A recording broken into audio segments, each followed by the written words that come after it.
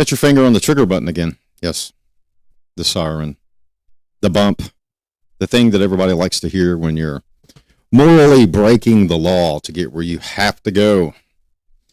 All right, it's another day. Thanks for being here. We appreciate it. Hit the like, subscribe, hit the notifications, checking everything. Everything's running smooth. Welcome to CJTV. Interesting weekend. We were going to be live Saturday night with a special episode. Accelerationism and law enforcement, the CJ system, the top three, legislative, executive, judicial. But an operation happened, not a war. Just to let everybody know, it's an operation. The U.S. has not declared war on anyone. Matter of fact, for those of you that are military scholars, you should know this. 1942, Belgium, the Senate, Congress, the House, state reps, state senators, all the executive positions. Yeah, it was 1942 the last time the president and the Senate literally declared war. No, it wasn't GWOT. No, it was not Vietnam. No, it was not Korea. It wasn't all of that. Let me see. What's up, Doc? It's Jacob. Knew one would be worth turning in for the afternoon. What's going on, Jacob? Long time no see. You need to come visit and run the range again. We need to go crack some doors open, so to say. Welcome back to the show. The international, the morality, international intervention. Now, we're not here to talk about politics and who made the decision to do what and who made a threat and who made a promise and who turned down a peace deal. That's not what this is. If that's what you want to hear about, I'm sure there's a whole bunch of other segmented shows out there that are covering videos and minute by minute of what's going on and somebody's opinion and somebody's political view or somebody's political cast of what they feel, think would be coming in the future, what they feel, think, and believe. It's not scholarly opinion. So let's get on with it. So we're going to tackle this thing. Now, we may not be able to conquer all of it because it's a lot to talk about, but before we do get into this, as far as the show, there's something we'll be releasing after the show, and it is the PDF of a research PowerPoint, so to say. Everything that we do has myself and multiple researchers, scholarly researchers, either that have degrees or in the work of obtaining degrees. Those would be the developing scholars in the research field and academic field of CJ, psychology, sociology. But we're going to be releasing this afternoon along with the white paper. That'll be coming out this evening. And if you look above me on the fantastic ticker, it's at Facebook, Dr. Mike Gurley, CJTV, lowercase j, lowercase t, lowercase v. Go download it, go read it. We have 672 downloads of all of the academic work that we've done, all of the research that we've done. And keep in mind, it's all, peer review pulled in from scholarly databases, not social media or the news or Googly. And 11,000 plus views. So it's been pretty good. It's been a pretty good ride in 62 days, but we're just going to keep going and pumping at it. International intervention. Laws, morals, relief, the life. Anybody remember the president's word? We're coming. Be patient.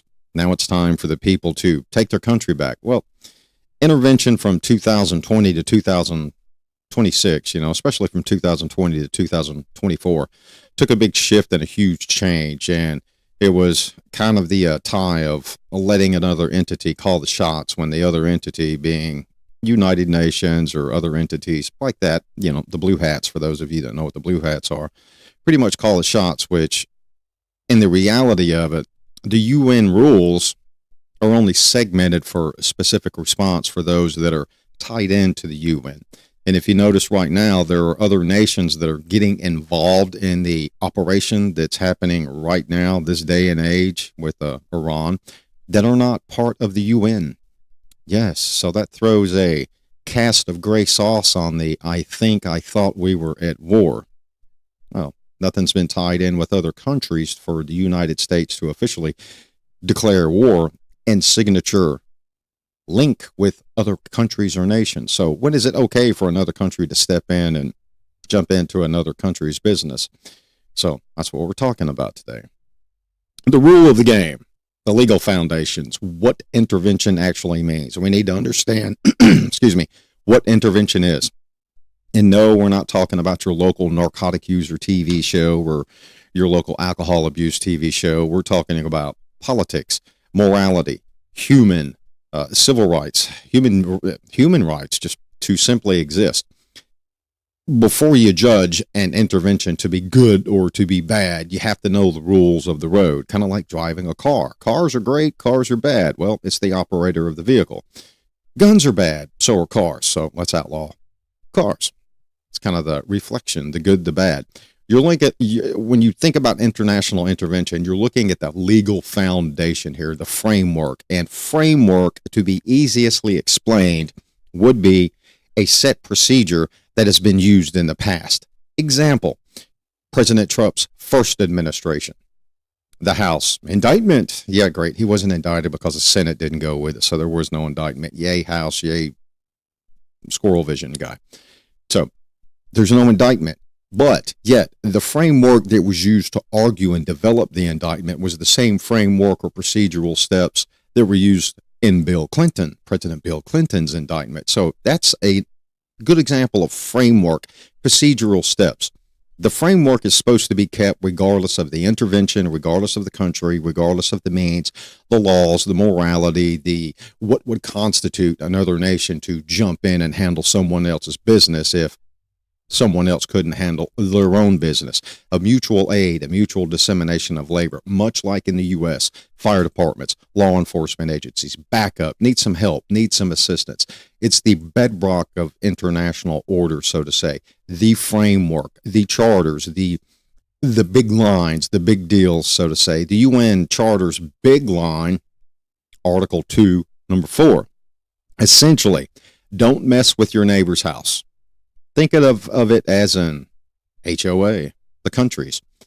One needs help, the others come running to help, but not necessarily does it happen all the time that way or the way one would perceive because of the international framework under the rules of the charters. Thus, we're not at war, it's a operation. And that applies within the United States. The framework of the House, of the Senate, Congress as a whole, everything combined in to follow the framework. Example, World War II, 1942, Belgium, the actual consideration of the UN in Belgium to involve and work with the United States to go to war on multiple fronts. GWOT didn't even operate that way. Bush did not get a Senate full agreement to war, as if you're, in the Lord of the Rings or Sauron standing on a tower screaming war to your ogres. It just didn't happen that way. Now, what the your neighbor's house stands for, it stands for territorial integrity, meaning borders. Period, done, over. Borders. It's kind of like your neighbor. You don't go into your neighbor's yard unless your neighbor is giving you permission to go into the yard. Thus, other nations cross lines. Other nations have airspace that allow other nations to cross that airspace, so to say. Kind of wondering, how do you claim property over the air? Just because you can fly a jet? Well, I think that was proven today. Even the biggest and baddest, or last night, can be knocked straight out of the sky. Hope those guys are all right. If they are, I'm glad. But there's Article 51, the self-defense clause. All right? It says, if someone attacks you, you can fight back immediately. Done, over. Now, a lot of pacifists would argue, well, we shouldn't be, even conducting operations for an intervention for a strategic plot or a strategic plan. And then you hear these stories of, satellite locations. When I mean satellite locations, off-site, black site, something that would be used to store data, so to say. The mythological experiment of, hey, let's keep it out of the United States and let's keep it somewhere else, and let's have an operation to claim international intervention. You're going to hear all kind of things going on. Not here to refute or prove or dispute or argue any of it, but that is what people argue in society in Article 52. Someone attacks, someone creates a act of violence, and typically it's going to be the pacifist side of society. But what the pacifist side of society doesn't understand is there are hidden objectives. There are things happening behind the curtain. So when someone's an aggressor to you and with their utmost ability and their utmost linguistic value and their utmost content against a specific people or a country, vile death, vile violence, sometimes the only way to respond to that is when there is a framework or a set precedence of victimization and the country that's making the threat has already proven it once, twice, three, four, however many times in the past. Now is the time for the response of violence to prevent violence. Unfortunately, that's where we're at in society in 2026. The territorial integrity, preservation of oneself. Forgive me when I drink, but I've been teaching all morning and kind of working. So when you talk a lot through the day and instruct and have a lot of sociological interaction across those territorial borders of the brain, keeps you busy. You don't use force, so to say, in a conversation, but Article 51, the defense clause. If someone attacks you, you have the right to attack. But the bottom line is countries usually can't force or use force against each other unless the U.S. Security Council gives the thumbs up, or there's literally a just blatant stop sign in front of your face, or a 10-ton heavy thing falling from the sky that states violence, or it gives the UN Council a, yes, it's violence, let's attack back. So that hasn't been happening. So the U.S. Council, the U.S. Security Council, and all of the esteemed verbiage that comes out for any of you that have been watching, or keeping up with the UN Security Council on all the claims of this, that, the other, we were bad, we were good, we got victimized in New York. Well, what has gotten them? Nothing. Nowhere. It's like Article 2, 4, and 51, and all the clauses within 51 have been just trampled into the dirt because it's happening anyway. Period. You've got other nations outside of the UN Security Council jumping on board and now settling a dispute, settling a framework of argument from the past, threats, preservation of life, preservation of culture, society, people. Looks like the UN is dropping the ball or failing at its job. That's just the scholarly opinion of this guy. When the UN itself gets involved, that's one of those academic Cambridge arguments of the UN scholars. Yes, I threw out the university Cambridge. Cambridge, sure did. A lot of arguments come out of Cambridge for the UN. Some of them frivolous, some of them about the, article rules for change. But the UN, it's a domestic business. Hate to break the bone of peace for the pacifists and the aggressors and the warmongers and the people that do not truly even understand what the UN is. The UN is like a university or school. Yes, university or school. It costs money. It's money first. So when you hear all of the social acolyte and all the social media and all the news networks argue and claim the UN's involvement, the UN argument, it's that financial distraction for you to pay attention to, period. It is a business fundamentally first. Without the numerics of money coming in, numerics meaning the count, what do you have? You have nothing. Countries are going to pull. Countries that pull out of the UN and create a chaos for the UN based off of the financial dollar. Look at the United States, the weight of the burden of intervention, historical venue, the framework, the United States. Let's call the U.S. and let them step in. They can fix it, but that falls only privy to interpretation to specific people, especially when there's the divide in the partisan. Which party holds the actual executive seat, so to say? That means what happens inside of your borders of the domestic business, it's your business. It's your business. So the UN has no territorial clause or territorial rule under Article 2, Section 7 that would have any bearing, regardless, 2, 4, 51. If it's happening inside of your construct, inside of your house, has no jurisdiction. So when you look at another nation that is part of the UN and another nation that is not part of the UN, the intervention of the UN and the United States, it's subject to agreement of the one that is UN or alongside partnership with the United States, and the aggressor being outside of the UN or outside of the agreement of the U.S. or another country. Now, the intervention and the UN That's kind of like that double-blind study, and for all of you academics, double-blind, triple-blind, quadruple-blind.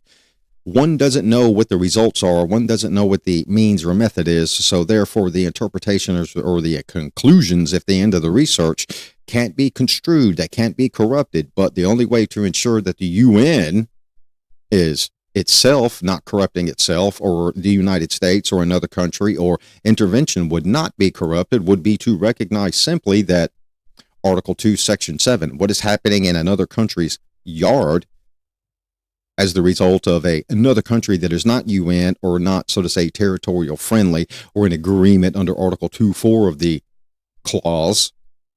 It's not the UN's business. And therefore, you're not going to have a congressional argument. You're not going to have anybody come together to say, yes, let's vote to go to war with the president. No, it's an operation.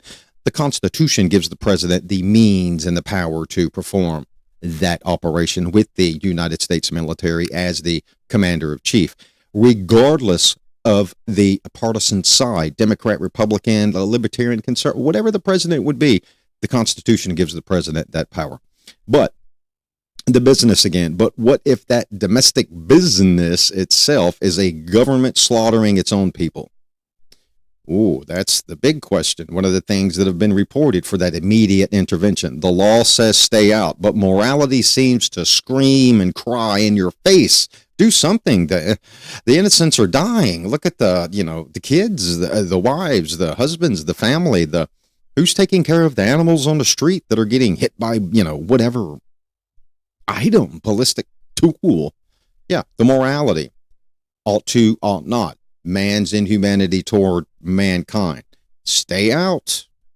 Stay out is what that actual U.S. Article 2.7 under the, well, I said U.S., but, United Nations security. That's what it says. Go read it for yourself. Here's what it is. This creates a huge tension, so to say. Stay out of one country. Go into one country. Intervention. That's when the UN is pretty much pushed aside.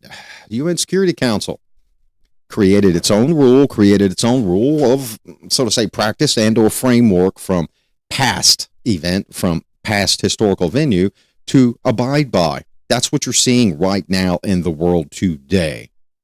Period over. Now, Iran, there in the UN Security Council. How much of a UN Security Council, when the UN Security Council and or worldwide agreements or arguments have been argued and the ball dropped, and then someone shows up to a Security Council? Whose yard are we going to play in? Whose yard is anybody going to intervene in when it comes to a morality argument? Something you got to make the opinion and the dissemination for yourself as a scholar, or somebody that's not watching garbage on TV or watching social media acolytes or instigators or social media influencers, especially those that are prior military and law enforcement that want to be a politician and you're not. This is what it is. I would rather listen to people that were scholared, military, and have practiced the art of a coup d'etat, and education. And an example of that would be United States Army Green Berets and CAG, not other groups, specific entities that train the indigenous. Thus you hear words, rise up, take control of your own government, Article 2, Section 7. Nobody figured that out. Nobody's talking about that in social media or on the internet. Not all intervention involves tanks, so to say, or involves weapons. When we hear intervention, we think of tanks, bombs, drones, and Shahed white deviled aircraft that look like alien invaders and fly and they're noisy and hit hotels. No, that's not what it always is, all right? So it's two spectrums of it. It's strong language, so to say, versus the fists, strong bodies. But that's not the whole picture, just the military. Intervention isn't just military. We're talking about sanctions, economic pressure. We're talking about peacekeeping, the blue helmets, the UN troops, so to say. Those blue helmets everybody's, talks about and says are going to come take over your land. And it's not just the U.S., it's everywhere. You go into another country and look at their version of social media, and there's that big argument of the fear of oppression by the UN and blue helmets. We're talking about public health measures, human rights, civil disobedience, just everything under the spectrum of life, real morality, ought to, ought not, that has nothing to do with military, That is intervention. Even a glass of water. Where's the cat food? Where are the tennis shoes? Yes, I said tennis shoes. Yeah. Where are the shoes? Where are the boots? Where are the clothes? Where are the socks? Think of a church, a pastor, somebody that hands out coats to the needy, the intervention to society. Think of it as a toolbox. Do not think of the UN Security Council as a toolbox, because if that's the toolbox you're thinking of, you need a new toolbox. That's some old janky broke stuff, all right? You didn't buy some quality tools. You bought some rusted, already pre-broken stuff, and now you're trying to work with it. This guy's scholarly opinion, UN, worthless. Always has been. What's the success story of it? None. Not even right now. It's just a place for everybody to throw a card of disbelief and argument and self-victimization on the table, to continue more arguments, to create more meetings, to have more arguments so that we can schedule a new meeting. It's a business. It's a revolving door. Think of the toolbox. Sometimes you need a hammer, the military force, but sometimes you need a diplomacy measure, a fine-tooth comb, a bristle. It's about using the right tool for the right specific job in the moment, and using the right person that is in the right position. Unfortunately, the person that is in the right position to take care of specific jobs are the executive. Yeah, the executive, legislative, judicial, the judiciary. So it's going to be that executive, and not always is that executive the right person for the job. I think we've seen that in history over the past 10 years. We don't need to cover that. We don't need to go Benghazi back far enough to see anything happen with people that were in ill positions. I don't know if you're going to carry the baton of failure. You need to know who the executive was and how things failed. All right.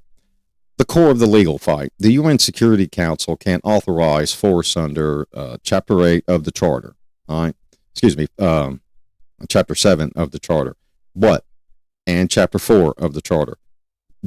That's the gold standard, okay, for legality. Period. 874. Now, you're looking at specific venues of what is described in detail.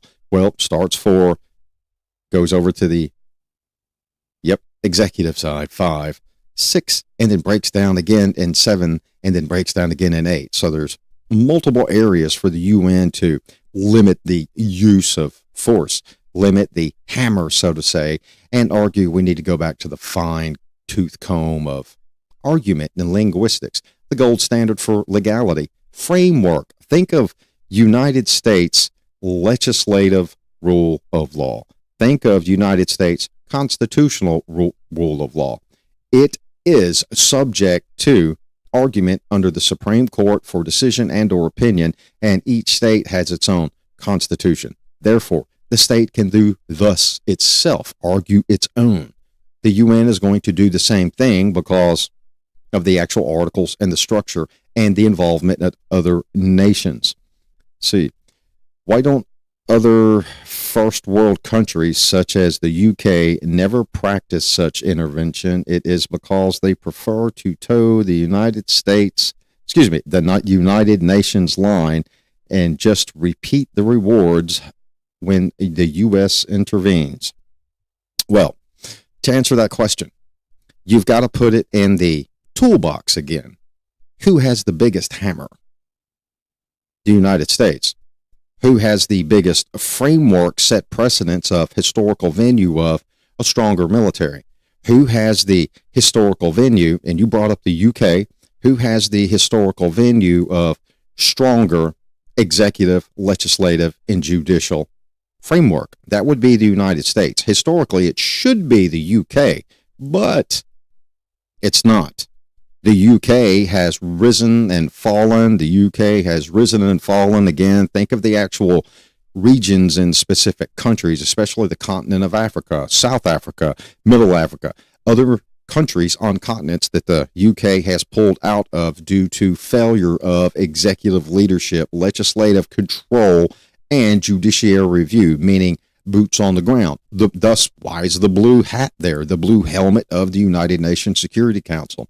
The U.S. is relied on simply because of the dollar bill, the military might, the executive decision, and the ability to operate within the United Nations and supersede past the United Nations.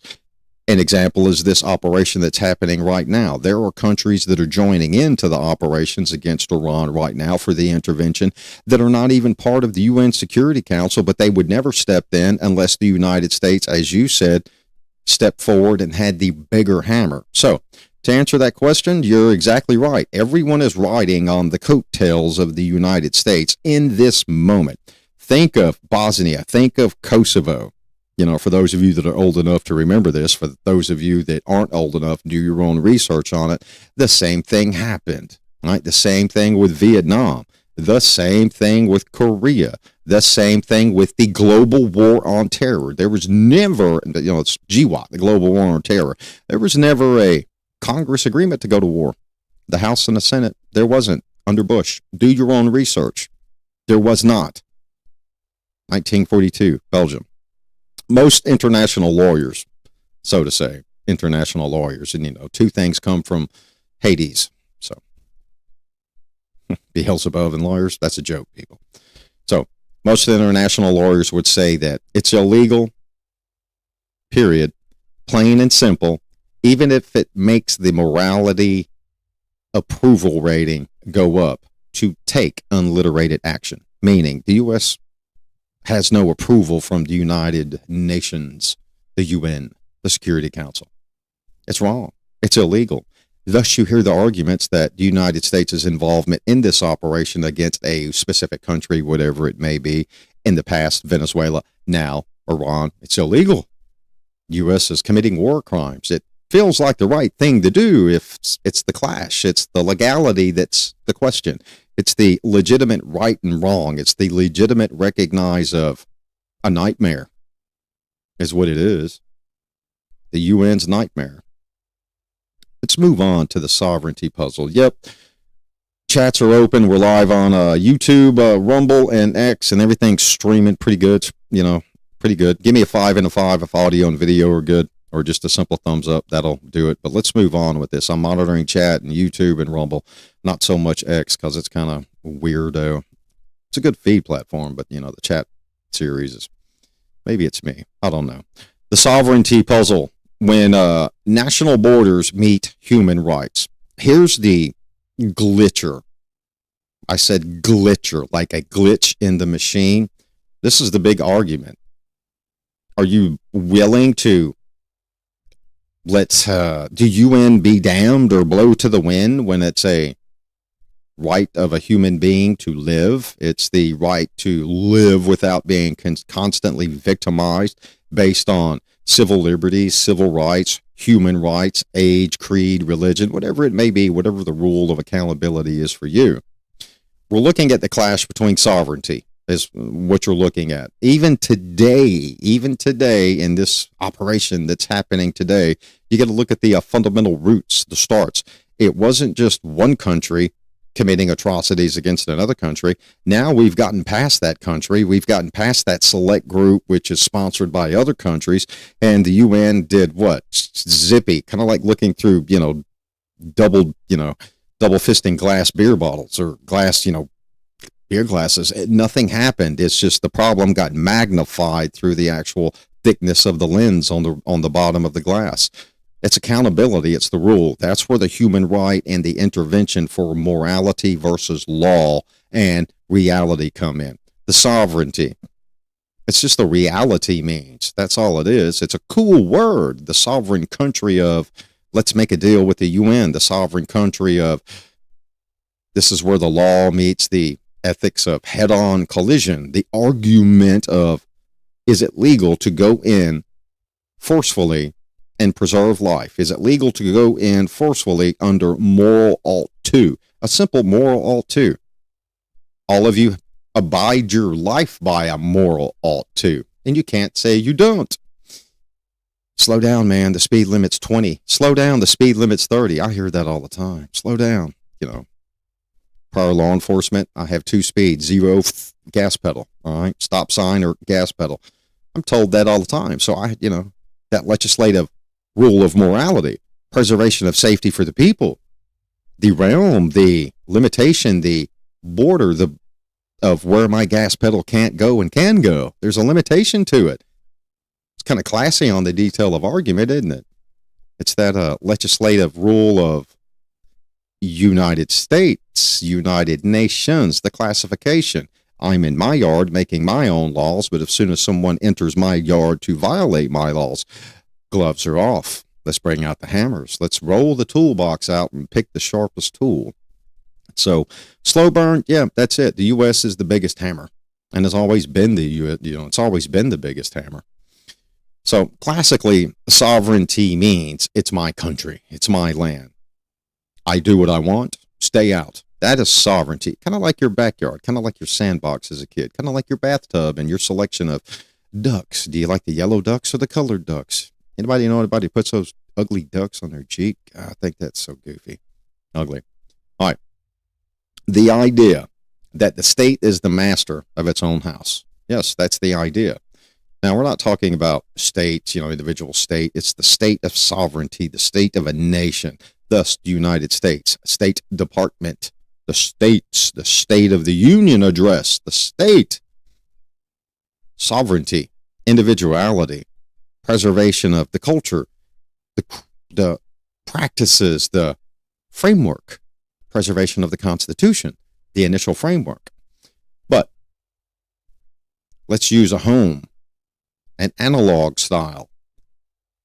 Your singular home, your home is your castle, analog just to you. But when or what if you are harming your family inside? What are you doing? When are you doing it? How are you doing it? That is the argument here, the morality of intervention. Do we be damned with the UN? Be damned with Article 4, sections of 7, sections of 8, skip 5 and 6, and the political argument of those that are on the councils to argue we're innocent, even though behind the curtain, atrocities are happening. At that point, does your right to privacy end? Can someone come in and stop the atrocities, even in your home, under legislative venue of word of law for the state, federal law? Of course. Now it's a right of safety. It's a right of human being, the right to live, no harm. That's when you have to actually break down the details, not argue with the pacifist that does not even understand the last time the United States declared war. I've heard that so many times this week. We're at war.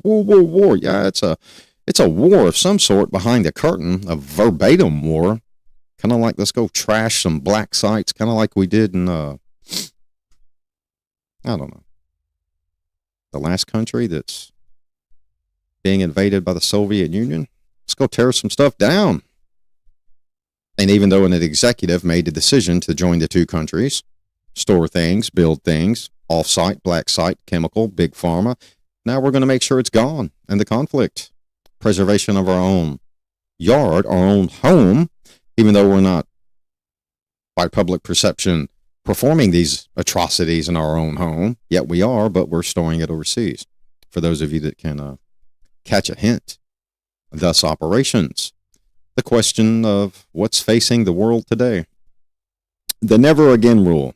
All right, here we go. This is something I was asked yesterday. The never again rules of the United Nations, the never again rules of the world and intervention to a country that needs some help. There are some things that are so bad they break the normal rule of law. Some things that are so bad. I was in class today and I said, come up with a crime that I cannot tie to society, political venue, and economics. I had a student in a class verbally say necrophilia. Yes, carnal knowledge, sexual contact, sexual lust, gratification with the dead, necrophilia. I tied all three. Now, that's something for, an amazing show in the future. But there are some things that are so bad that they break the normal rule of society venue of what is the norm, what is out of the norm, what is the macabre, what is morally ought not ever in society. We call these just coggins, super rules, period. Things that you just do not do. Just coggins. Juscogens. The super rules, ones you don't violate, ones you don't break. Not a just cause, just cogens. We're talking about genocide. We're talking about war crimes. We're talking about ethnic cleansing, crimes against humanity. Not just simple war crimes. We created a little collateral damage. Well, hate to break the news to the world and everybody watching this show, either live or in the future when you're bored. Subscribe, hit like, and notify. That way you can watch. But war crimes happen, and they're not intentional. They're not direct. And they're not going to be prosecuted. Period. Never. Because there is that limitation of collateral damage during a war.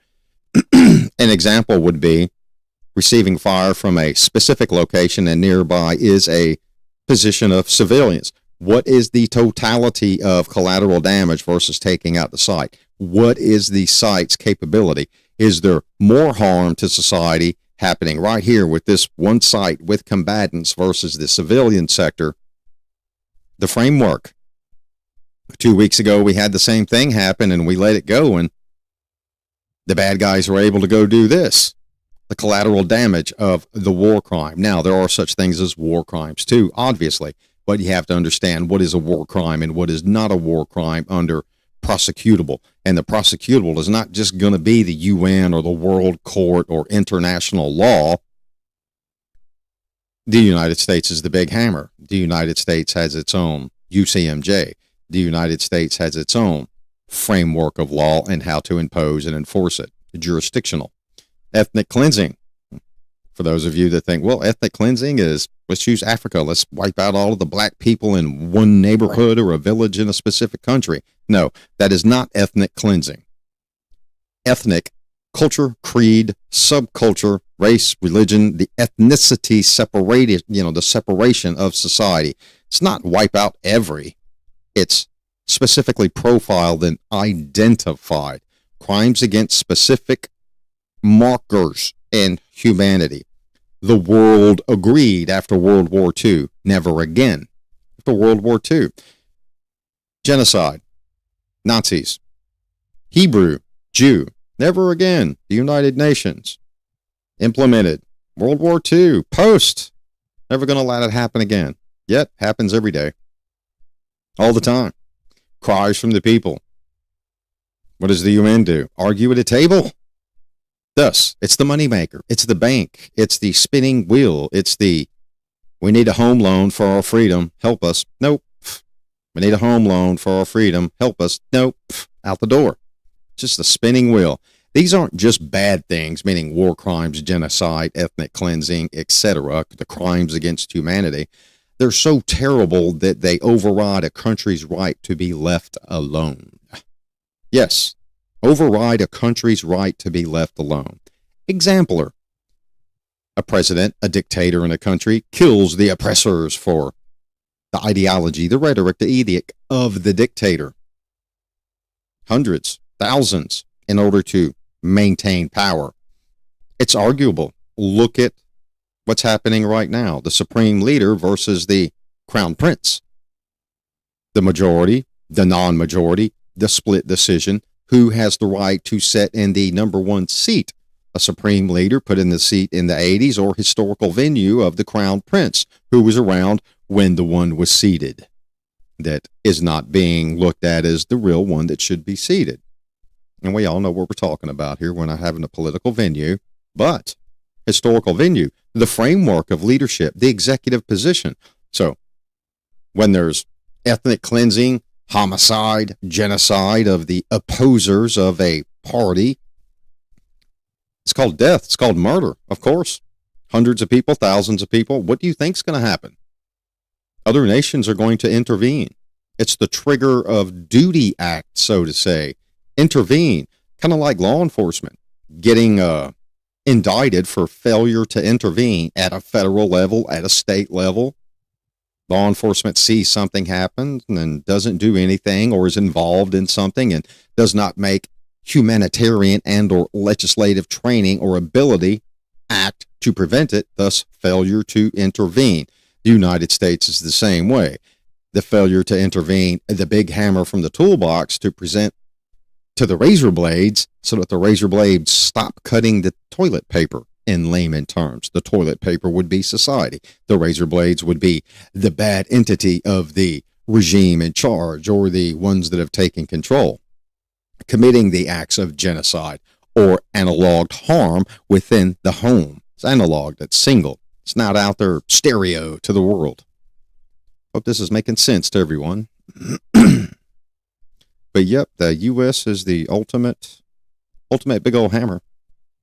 Now, what this does, the trigger of the duty to act, it brings us to the ultimate ethical debate here for intervention, reality, morality, the real world, not something to be argued at the United Nations circular table for hours, not something to be argued by human beings that have a political spectrum of left, right, Democrat, Republican, conservative, libertarian, whatever it may be, not even for pacifist or non-pacifist. One side. On one side, you have order, respecting borders to prevent big wars between countries and nations. On the other side, you have justice, stopping mass murder inside a country. Which one? Which one's the hero?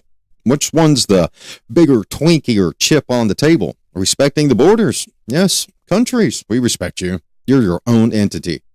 One, respecting justice, human dignity, human rights. No murder of people inside your country just because you want to maintain the power of, we're going to respect your border. That's the big question. When do you step in? Is it better to respect borders and risk atrocities, or violate borders to stop the atrocities? It's the big questions you're hearing right now. But you're hearing all kind of linguistic argument, all kind of linguistic UN, all kind of linguistic this, all kind of linguistic that. Social acolytes, people with experience in the CJ system, politics, giving their opinions. But it comes down to just one question. What do you do? Order or justice? That's done, sealed over in a handbasket, people. It's the U.S., the big hammer.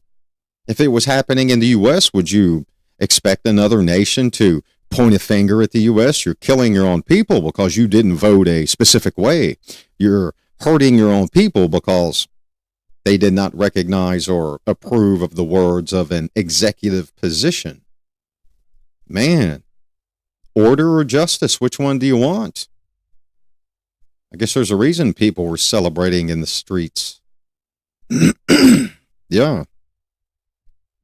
Those people recognized justice, not order, of stay in your own country. Smart people, so to say, disagree. It's like fire, just frivolously, fierily. Yep. On this end, hostility, violence. There's no way to get an answer ever justify violence. Okay. Well, there is something to justify failure to intervene. You're just going to watch the violence? You're just going to watch innocent people die? You're just going to watch man's inhumanity toward man happen? Yep, I guess it's better to respect the border. It's kind of like those things, domestic violence, sexual assault. Nobody reports it, but they know what happens. You're just keeping the order, right? You're not out there for justice of the victim. Congratulations. You're weak. You're a pacifist. And you're weak. Now, you can be a pacifist and not be weak. Only when it is called for, only when it's justified, only when it's in order to stop the harm. Yes, and you can still be a pacifist. Just enough intervention to stop the harm. Thus the term excessive force in CJ. Law enforcement is supposed to be pacifist, only when needed. The force continuum, officer presence, all the way up to deadly force. The force continuum. Arrive as a pacifist. Solve the problem. Critical intervention. Crisis negotiation. Yes. The skills. But unfortunately, society wants to dig the trench deeper. Who decide? Who decides what's enough? Gave enough. Grave enough. Dug enough holes to put people in. Who decides it's too much? Yeah, it's a real big political argument. But if we say human rights can override sovereignty, who gets to decide when that line is crossed? Is it enough damage? Look at a historical venue. How much damage has been done in society in other countries, and the UN did nothing. News media reports hundreds, if not thousands, in the country right now, Iran, died, killed by the controlling regime. So where's the number we're looking for? Is there an order? Is it qualitative or quantitative? Well, we're going to quantitative for this many, and then when that happens, it'll be enough. Yeah. Do you not have enough cheeseburgers for the party? Do you have enough apple cider for the event? Or do you have enough genocide for the UN to be triggered? Do you have enough genocide for Article 4? When is there a means of intervention? It's called political venue. Politics. End of story. Politics. The one that was seated in the executive position. The ones that are in the executive position to say, this is enough. Over. Start the justice versus the hold the order. Because if you hold the order, it's an excuse for what is happening in the order to continue because no justice is going to intervene. Therefore, failure to intervene. So when is the line crossed? Maybe society needs to ask itself. Society seats the executive, so to say. The UN, that big question. Powerful countries, the UN. This is where the system gets messy and selective, the UN. Who gets to sit at the UN? Who votes? The UN. Is there enough for you to offer the UN? Often the decision to intervene isn't based on how bad the suffering is, but how powerful the country is and what the powerful country can do. Do you have the means to do anything about it, or are you just going to step in and turn yourself into a need for justice because you couldn't keep order and stay in your own boundaries, stay in your own play box, stay in your own sandbox, Timmy? So, back to that question. Why is it always the U.S.? Why did the U.K., even this event, decide to jump in and say, hey, we're helping too, after the initial? Because the bigger hammer struck first. The bigger hammer sets the nail. The little hammers take their times. Finishing the nail off, fine seeding the nails. It's kind of the way it is. Who's the bigger country? Who has the most power? Who has the means to get involved in this justice scenario and not need help, not beg and call for Article 4 and Article 5 and 6 to be argued behind the curtain at the little round table, and then 7 and 8 to be tore apart to revisit 4. Nope, not enough for 4. We're not going to bother with it. Not enough. The game changers. Responsibility to protect and its mixed record of global citation. The global century for resources and responsibility of protection in 2021. Put this out. Segment 3 is about a concept. Yes, the segment, our segment now. It's about a concept that tried to solve this puzzle that we're about to introduce to you. It's called R2P, responsibility to protect. Yes. The Global Center for Responsibility to Protect. 2001 argued this to the UN. Well, where is the responsibility? Who has the responsibility to protect those that can't protect themselves? Here in the United States, everyone likes to say it's the police, the law enforcement. No, they're not there to protect you.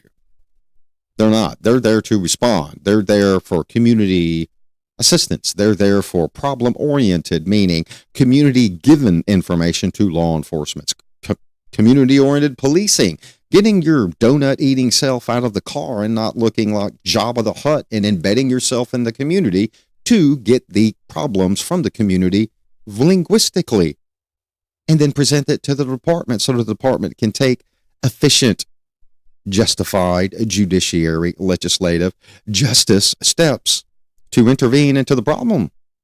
So the responsibility to protect, failure to intervene, the need to intervene, responsibility to intervene.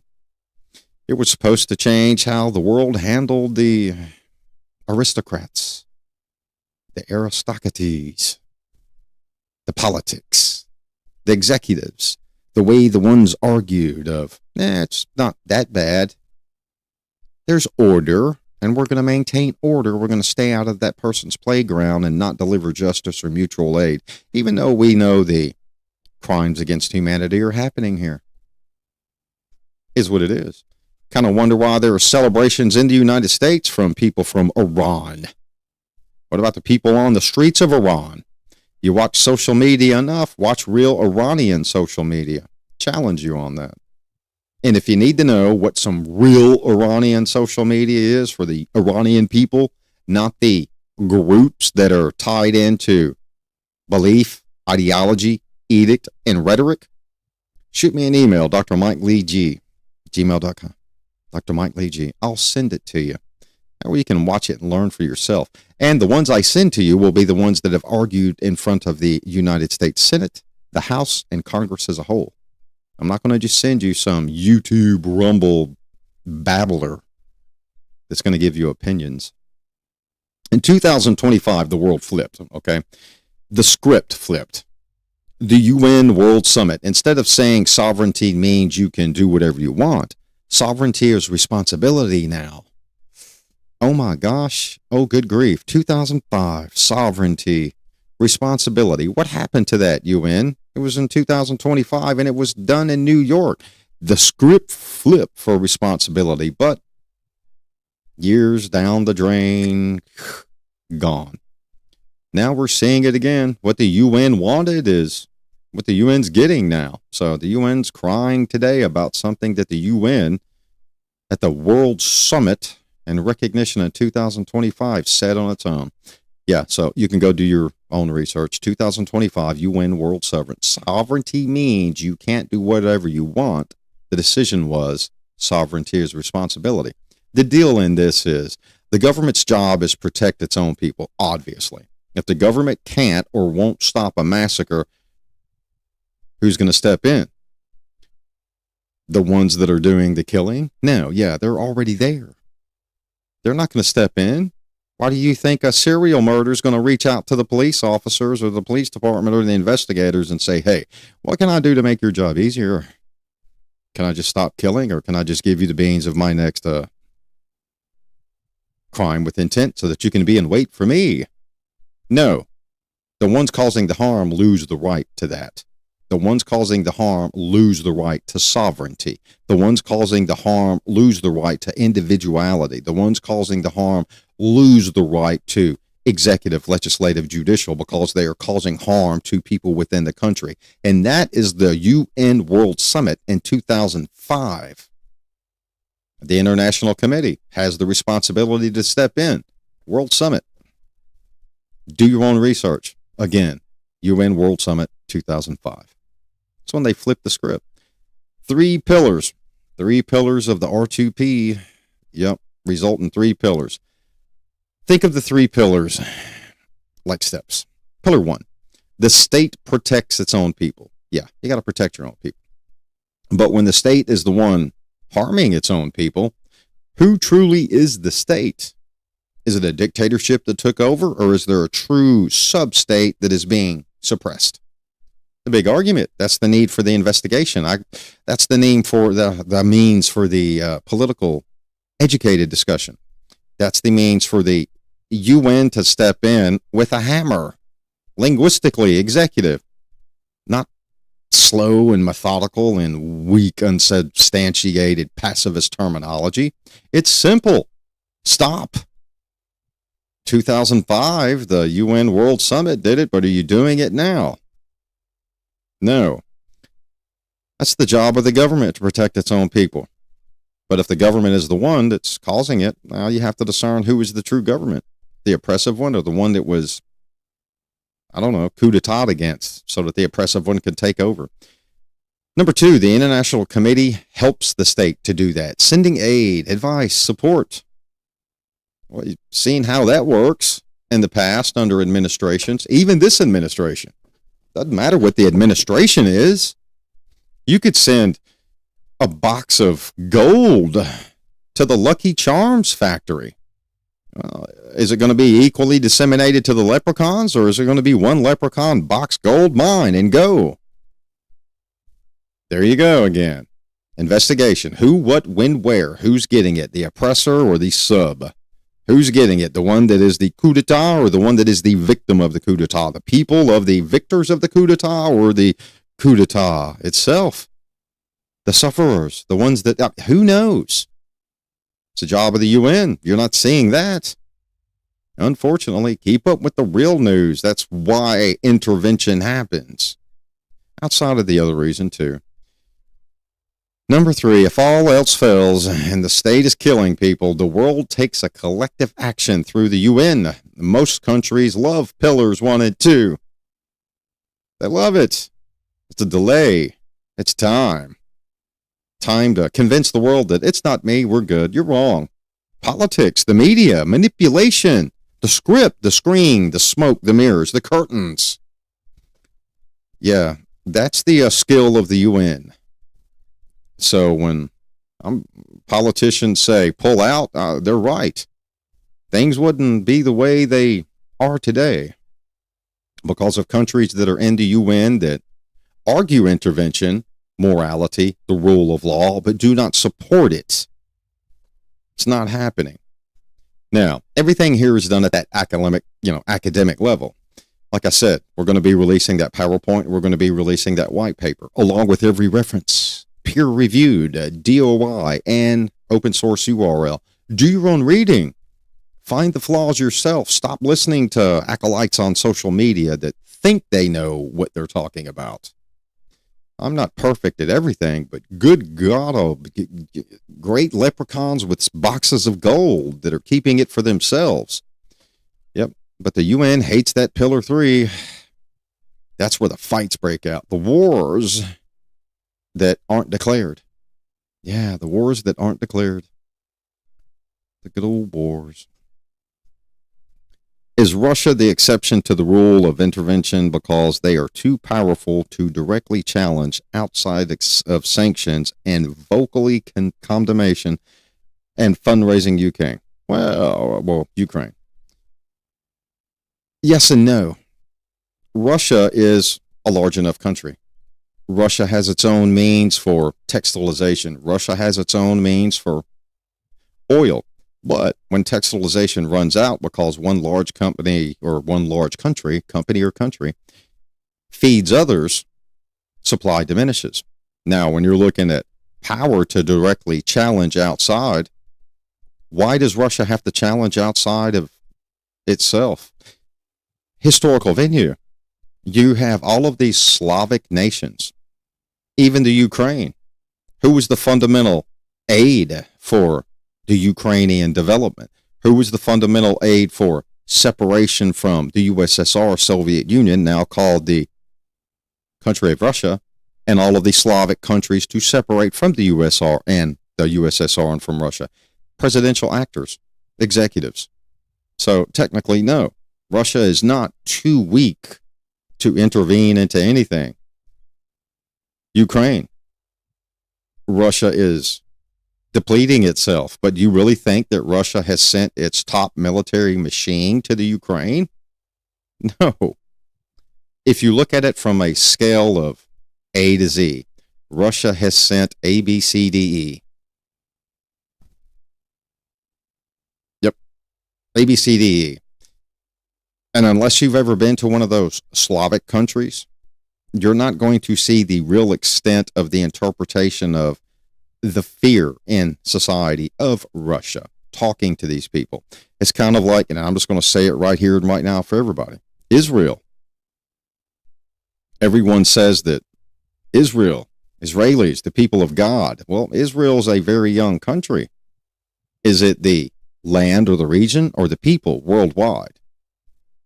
Russia's not just a country. Russia's a people, a creed, a culture, a subculture, religion, economics, executive, judicial, legislative, and its own order. Now, the justice side of it, outside of sanctions.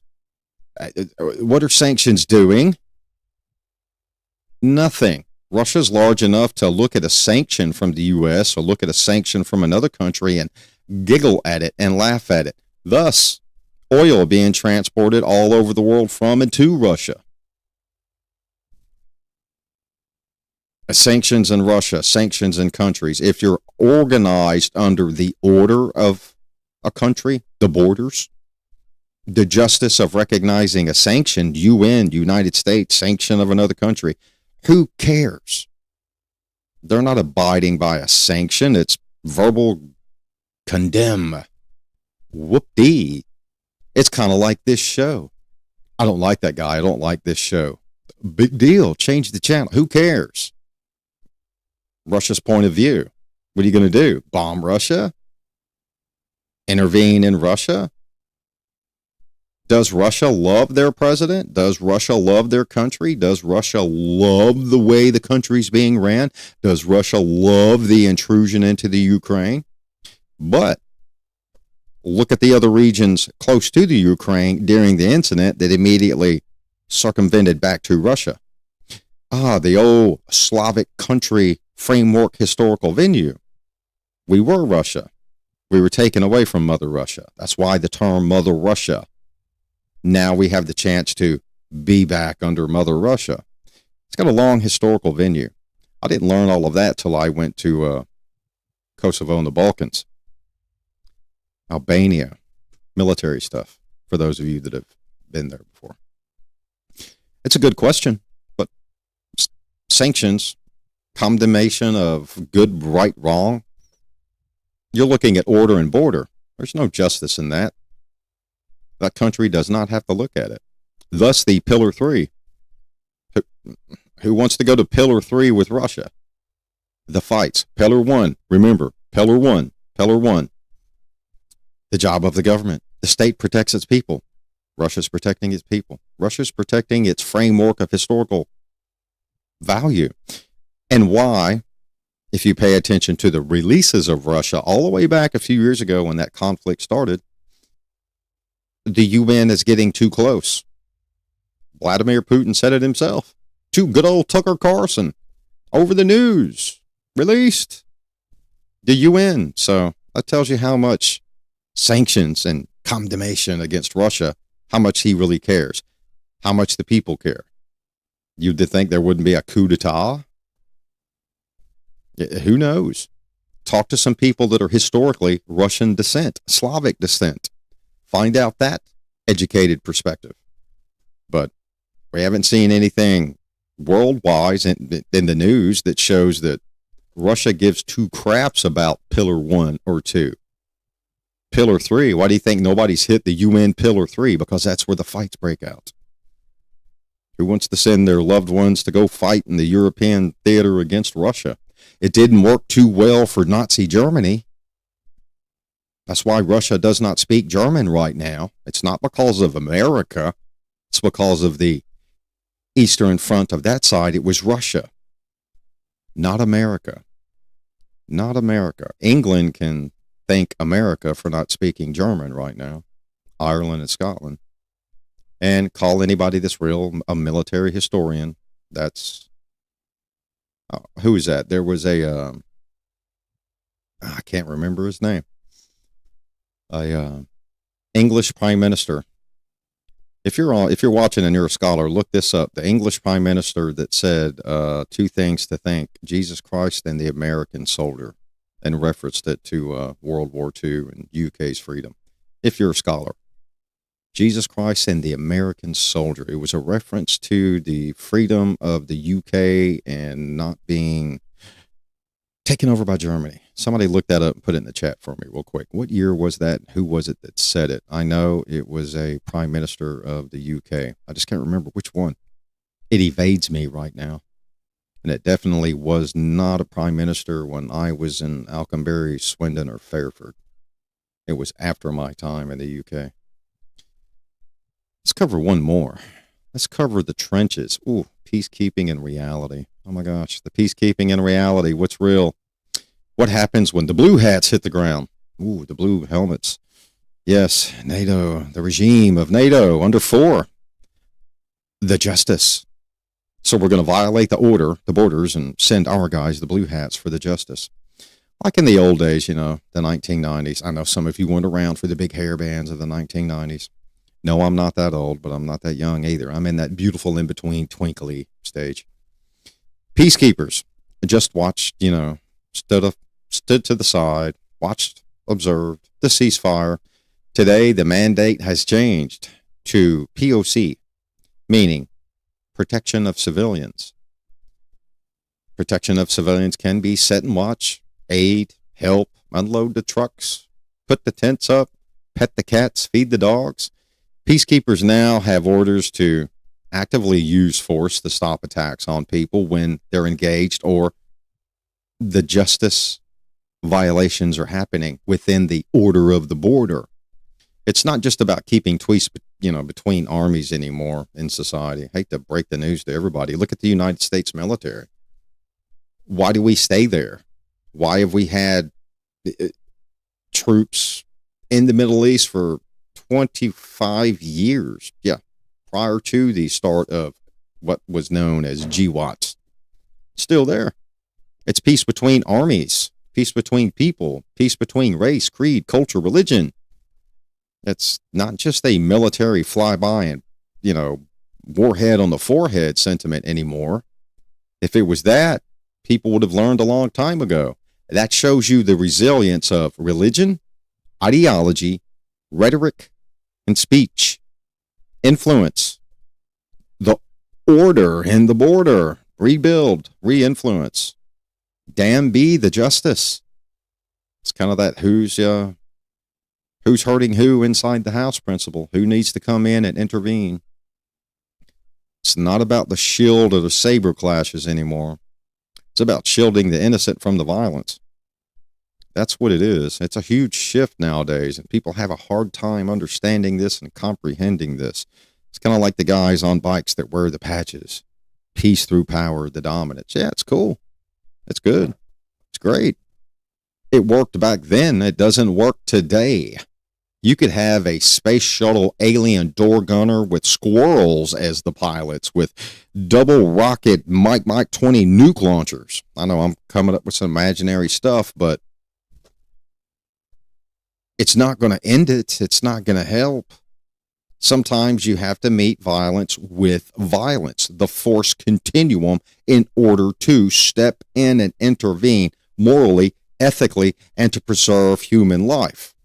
The real life approach, period. And people in other countries, especially the United States, would whine and cry, we shouldn't be there, we shouldn't be. Well, then why don't you go pay a visit? Buy a ticket, or Dr. Mike Lee G, I'll buy you a ticket. One way. Probably be a while before you get there, though. Because Europe, that's the Middle East, and the European theater is kind of messed up right now. Go experience it. Go to a mosque. Go find an imam. Have a conversation. A real one. Go find somebody that you believe is the bad guy or the good guy. Go find somebody that you believe is the good guy. Get the experience, thought of what the bad guy is, and then vice versa. Find out what the order is of the boundary. The nightmare scenario for a commander. Peacekeepers are supposed to be impartial, not take sides. Oh, yeah. Good luck with that. It's kind of like asking the police to never make a choice. Why? Law enforcement comes from society. Law enforcement is subject to sociological trait, development, religion, family, race, creed, culture, subculture, ideology, edict, and rhetoric. Just our own law enforcement in the United States. What about the law enforcement sectors of another country? What about the military? What about the executive? What about the commanders of the military? They're all subject to it. So what if one side is clearly massacring civilians? Do they need to stay neutral? Just keep the peace? Preserve the living that are not being harmed? Proceed with the alive people movement? Or do they pick a side and stop the killing? That's one of the big arguments of the UN. What is the UN really there to do? Clean up, mop up the broken dishes on the floor? Clean up the jam? No. It's one of the big arguments. It's a tightrope. It's a tightrope walk from building to building, being impartial and fulfilling one's duty to protect without engaging. It's one of those things that keep commanders up all night, I would assume. Opinion. What do? Do you really send your force to truly keep the peace. It's kind of like watching the pack of wild dogs attack a child. What do? You don't want to hurt the animals. You don't want to hurt the puppies. You want to be a pacifist. I don't want to be starred on the ASPCA commercial this Christmas for being arrested for harming the dogs, but the dogs are harming the child. But the child did not follow the word of order, and the child left the boundaries of order and walked out of the yard, and now they're getting attacked. I had one of those conversations with my neighbors. They have a child. I live on land. I've got a farm, and we have wolves and coyotes. Yes, wolves and coyotes. Had a very, very constructive conversation with the neighbor about letting his children run loose in the woods in the evening. When coyotes are screaming over here and the wolves, the Tennessee red lowland wolves, are screaming on the other side, and they're chasing and running, gaming, looking for something to eat, and there's a child in the wood at night. Yes, me and my neighbor had a constructive argument. I won. So what do? Keep the peace? You need to go back to your order peacefully. Hope this is making sense. Well, we've been here for over an hour. Thanks for attending the show. We couldn't cover everything, but as I said, the PowerPoint converted to PDF will be uploaded at our Facebook, Dr. Mike Gurley, CJTV, lower J, lower T, lower V. Go download it. We've got a lot of stuff. We've got a lot of material on, and we use MediaFire. It's an open share source for anybody. You don't have to pay for it. Download it, use it. And it's there for academic use. It's there for education. Everything is peer-reviewed source, DOI, URL, open source stuff. Go read, educate yourself, and get your faces out of the dumb box. Stop watching the TV. Educate yourself. Get out there and become, as Homer Simpson would say, yes, Homer Simpson, become learned. Failure to intervene is you. Failure to intervene on you knowing what you're listening to and how you're going to interpret it is you. Do not take the left, right, Democrat, Republican approach. I'm just telling you right now, take the academic approach, scholarly, and interpret it for yourself for what you're hearing and what you're seeing. Know what people are talking about in society, especially the news platforms and the social media platforms. It's fun. It's great. I get it. I understand. But the true interpretation of a scholar's opinion is on peer-reviewed research that has set precedent and framework, what we talked about earlier, credibility, reliability, and validity. They can be proven. Yes, proven. It's much like our next show that's going to be coming out. Our next show that it will be Wednesday night at 7 o'clock is on criminal profiling. Yes, one of my specialties, one of my academic specialties, and life practitioner specialties. Yes. Anyway, go download it. It's on Facebook. Check us out on X, YouTube, and Rumble. Subscribe. I know I hate saying this, but I've been told to say it. Subscribe, hit the like button, and the notifications that when we put something out. But what we were going to do this Saturday, past Saturday, we paused it because of the operation, not the war. The operation. It started, and we were keeping up with the operation, having a good time. Yeah, the level of academic breakdown, it's always best to do that instead of, I believe, I think, I feel. How many times have you heard a congressman or a senator, I think, I believe? Holy crap, somebody voted for them? Wow. Anyway, thanks for watching. Everybody have an awesome day. And remember, don't run in the woods with the wolves and the coyotes, because justice, it just may happen according to the wolves and the coyotes. You're in their border. Bye-bye.